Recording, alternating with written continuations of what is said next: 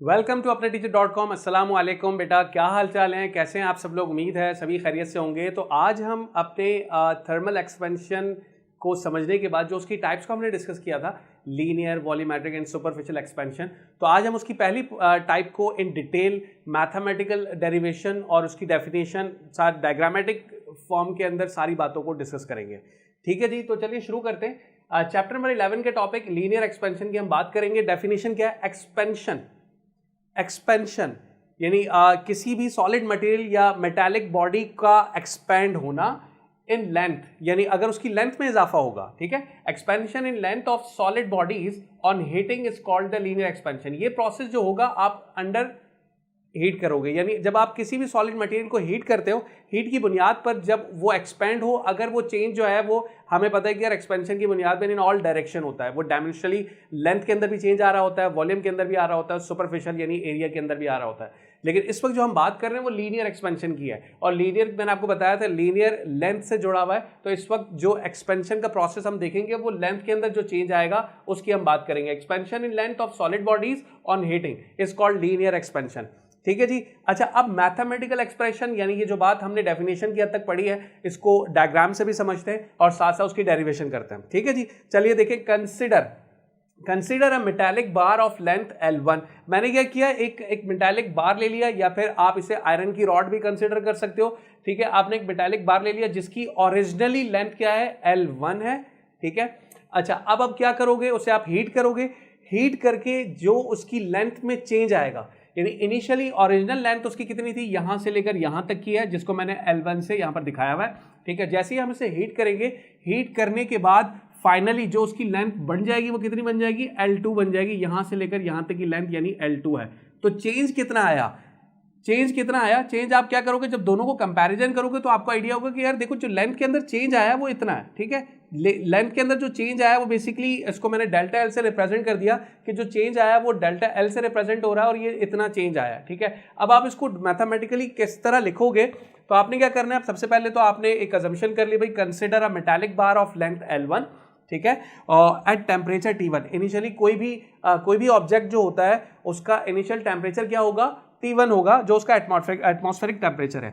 Late the bar is heated to temperature T2। अब आप क्या करोगे, इस आयरन की मेटालिक बार को आप क्या करोगे, हीट करोगे और उसको T1 से उसका टेम्परेचर बढ़ा के कहां तक ले जाओगे, T2 तक ले जाओगे। तो क्या फर्क पड़ेगा, क्या चेंज आएगा, द इंक्रीज इन लेंथ में इंक्रीमेंट आ जाएगा, यानी लेंथ इंक्रीज हो जाएगी। उसको मैंने यहां पर डेल्टा एल से दिखा दिया।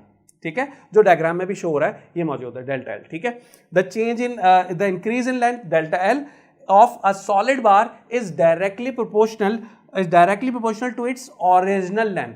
अगर देखा जाए कि जो चेंज आया है लेंथ में वो तभी आया जब आपने उसकी ओरिजिनल लेंथ को बढ़ाया।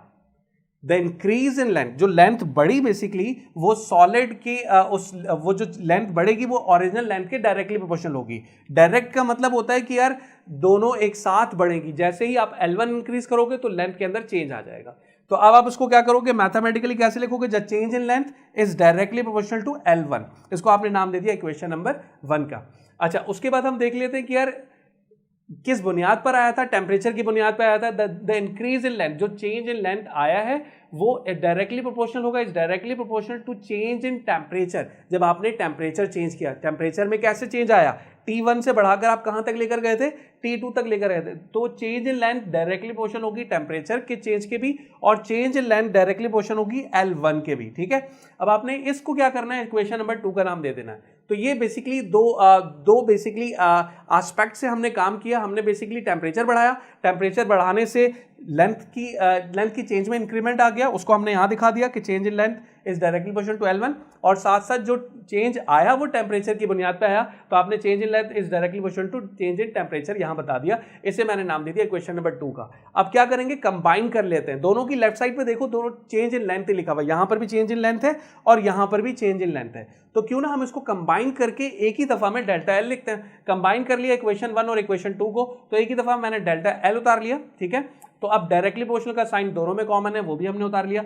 अब देख लेते हैं राइट साइड पे क्या लिखा हुआ है। इक्वेशन नंबर 1 के L1 है, इक्वेशन नंबर 2 में चेंज इन टेम्परेचर है। तो आप दोनों को एक साथ यानी कंबाइंड फॉर्म में लिख दोगे L1 इंटू डेल्टा टी। अच्छा, अब डायरेक्टली प्रोपोर्शनल का साइन हटेगा। शुरू से हम इस बात को समझ के आए कि यार जब डायरेक्टली प्रोपोर्शनल का साइन हटता है तो साथ में इज इक्वल टू आता है और कोई कांस्टेंट टर्म आती है। यहां पर कांस्टेंट जो आप यूज कर रहे हैं वो अल्फा कहलाता है, यानी अगर आप ग्रीक लैंग्वेज में देखो उसको अल्फा कहते हैं, लेकिन यहां पर इसका जो नाम है वो बेसिकली है कोएफिशिएंट ऑफ लीनियर एक्सपेंशन। ठीक है, कोएफिशिएंट ऑफ लीनियर एक्सपेंशन। अब आप इसको अगर अलग करो इस इक्वेशन में से, अगर अल्फा को अलग करो तो ये L1 डेल्टा टी जो इसके साथ मल्टीप्लाई हो रहा है दूसरी तरफ जाके क्या हो जाएगा, डिवाइड हो जाएगा। तो यहां पर आके L1 और डेल्टा टी डिवाइड हो गया, अल्फा आपका अलग हो गया।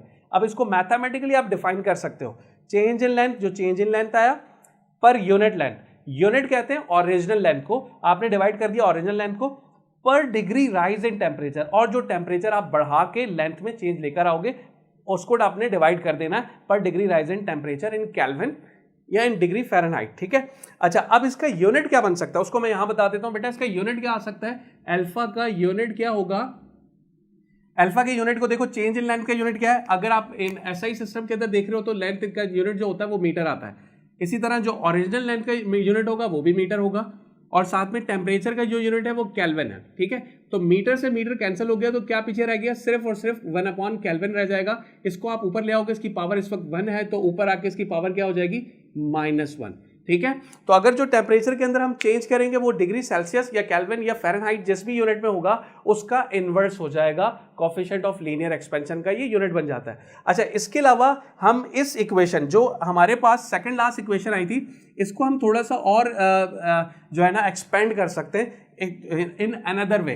वो क्या होगा, देखें वो मैं यहां पर बता देता हूं बेटा। देखो यहां पर इस बात को समझ लो कि कहीं पर इस तरह से भी आता है कि जो चेंज इन लेंथ है, लेंथ में जो चेंज आया उस चेंज को हम कैसे डिफाइन करते हैं, final length minus initial length यानी ओरिजिनल लेंथ। ठीक है, अच्छा उसके बाद is equal to as it is alpha आपका यानी कोएफिशिएंट ऑफ लीनियर एक्सपेंशन भी एज इट इज आ गया, L1 और डेल्टा टी भी एज इट इज आ गया। ठीक है, अच्छा अब आप जरा गौर करें इसमें कि आपका यहां पर L1 जो है वो इस तरफ माइनस हो रहा है, तो अगर इसको मैं दूसरी तरफ ले जाऊंगा तो वहां जाके क्या हो जाएगा, प्लस हो जाएगा। तो ये आपका क्या बचेगा, इस तरफ अल्फा L1 डेल्टा टी पहले से मौजूद था और L1 आके इस तरफ क्या हो गया, इस पूरी एक्सप्रेशन के साथ इस पूरी इक्वेशन की दूसरी साइड जाकर वो प्लस हो जाएगा अल्फा L1 डेल्टा टी से। ठीक है, अब आप इन दोनों में से क्या चीज कॉमन दिख रही है, दोनों में L1 यहां भी है और यहां भी है, दोनों से मैं कॉमन ले सकता हूं। अगर मैं L1 को बाहर निकाल लेता हूं तो यहां पर L1 ही था, इसकी बिहाफ पर क्या बचेगा, 1 बचेगा पीछे और ये अल्फा डेल्टा टी आ जाएगा यहां पर। ठीक है, तो इस तरह हमारे पास L2 जो यानी फाइनल लेंथ जो है वो आपके पास किसके बराबर हो जाती है, L1 1 plus alpha delta T. ये भी इक्वेशन जो है जो हम न्यूमेरिकल के अंदर यूज करेंगे इस फॉर्मूले को, तो इसलिए मैंने इसको भी अलग से एक्सपेंड करके आपको दिखा दिया ताकि आप लोगों को मुकम्मल तौर पे ये कॉन्सेप्ट क्लियर हो जाए। और जहां तक बात रही ये नोट्स की शक्ल में मैंने सारी चीजें मेंशन की है, आप लोग अगर चाहो तो उसका स्क्रीनशॉट ले सकते हो। तो मैं 2 सेकंड देता हूं बेटा, आप लोग इसका स्क्रीनशॉट ले लो। ठीक है जी, अच्छा तो आज हमने लीनियर एक्सपेंशन को बहुत अच्छे से पढ़ लिया। इंशाल्लाह नेक्स्ट टॉपिक हमारा क्या होगा, वॉल्यूमेट्रिक एक्सपेंशन, देन फिर सुपरफिशियल एक्सपेंशन की बात करेंगे। अपना बहुत सारा ख्याल रखिएगा, अब तक के लिए अल्लाह हाफिज़।